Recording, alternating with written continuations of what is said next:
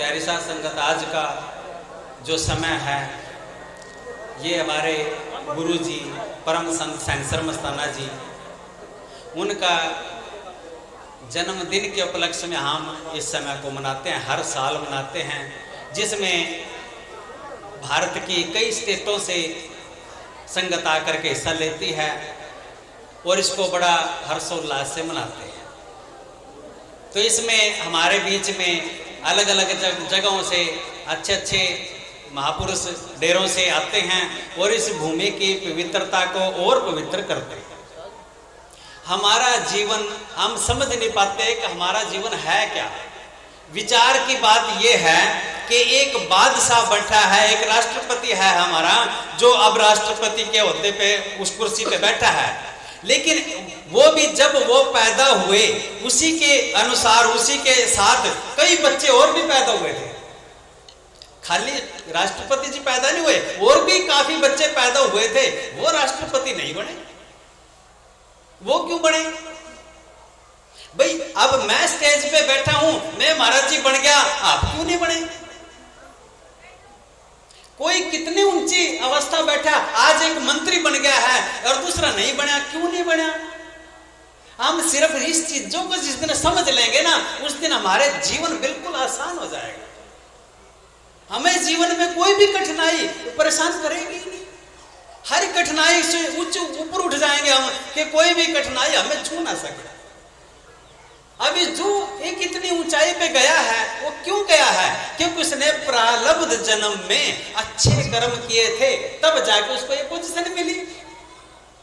और इस अवस्था में अब यदि उसको कुर्सी मिली है, अब वो अच्छे कर्म नहीं करता, अब कहीं और हिसाब किताब कर लेता है। वो जितने कर्म किए थे अब खा लेगा वो, फिर वही का वही, फिर झोपड़ी के अंदर पैदा होना पड़ेगा।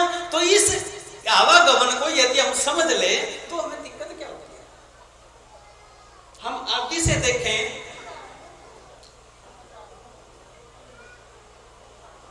पीछे से देखें कि जितने महापुरुष होते थे पहले, ऋषि मुनि पीर पैगंबर जो भी थे, आदि में चले जाओ, वहां पे देखिए कि जो महापुरुष जिस आश्रम को चलाते थे उनका जितना भी खर्च था वो जो राजे महाराजे होते थे वो अपने कोष से भेजते थे।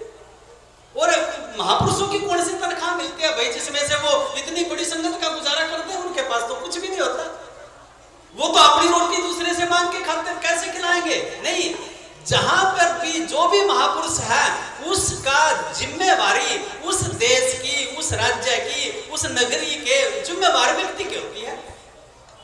यदि वो समझे, यदि वो ऐसे करेगा उसको और ऊंची अवस्था मिलेगी, और ऊंची पावर मिलेगी। यदि नहीं करता तो उससे वो पावर छीन ली जाएगी। जिस प्रकार अभी हमारी पार्टी, हाँ, इलेक्शनों का समय चल रहा है, मैं इसी के आधार से समझाने की कोशिश करूंगा। इलेक्शनों का समय चल रहा है, पीछे जिस सज्जन ने, जिस जीतने वाले सज्जन ने अच्छा काम नहीं किया, अब उसको वोट देगा कोई? नहीं देगा, क्योंकि अच्छा काम नहीं किया। लेकिन यदि जिसने अच्छा काम किया हो उसको कोई छोड़ेगा नहीं, उसको फिर खड़ा करेंगे हम। तो ये क्या है? ये जीवन जो है, इस जीवन के अंदर यदि हमने परमात्मा की बंदगी नहीं करी या परमात्मा की अरदास नहीं करी तो हमें ये जीवन छीन लिया जाएगा, क्योंकि ये जीवन कर्म यूनि है। बाकी इस यूनि को छोड़ करके, इंसान यूनि को छोड़ के जितनी भी यूनि है, 80 लाख यूनि है, वो सारी भोग यूनि है।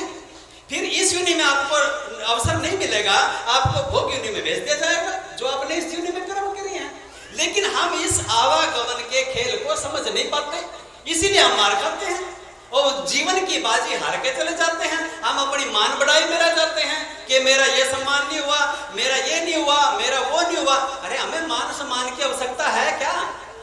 ये मान बढ़ाई की आवश्यकता साधु को कहां से हो गई? अरे साधु को जैसी परिस्थिति मिलेगी वैसे वो बैठ जाएगा, वैसे वो गुजारा करेगा, वैसे हो रहेगा। इसी को तो जीवत मरिए भोजन करिए, इसी का नाम तो बोलते हैं कि उनकी अपनी कोई इच्छा नहीं होती।